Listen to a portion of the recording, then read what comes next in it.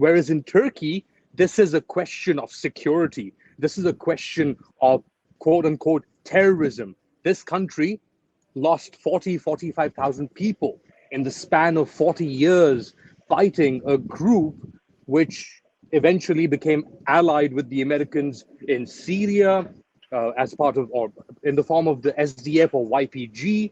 So I think what I'm trying to get at, and I was listening to comments made by your previous guests on balancing between East and West, Kemal Kılıçdaroğlu will still have to operate in a Turkish context.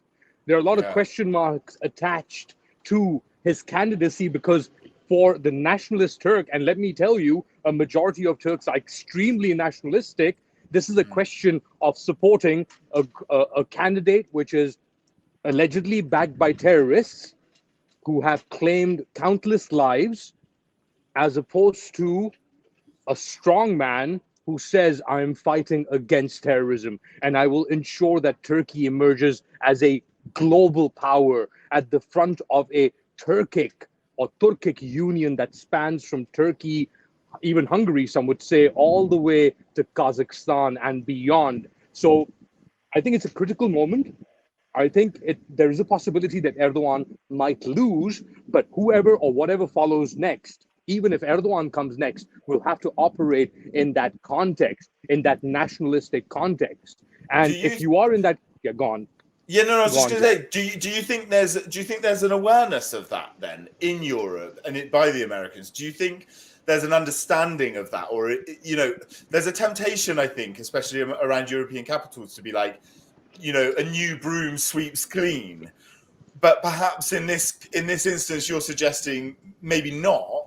What gains can European partners or European governments or European Union institutions here in Brussels get out of a new relationship with a new leadership, or what can they do if Erdogan gets back in?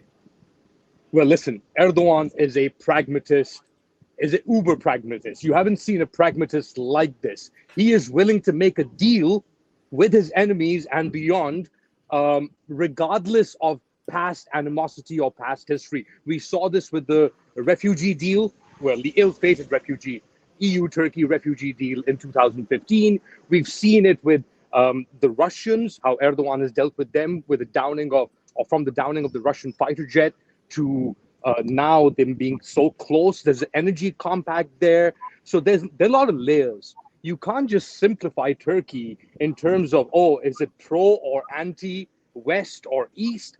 The previous guest said it's a balancing act, and Erdogan is a master tactician.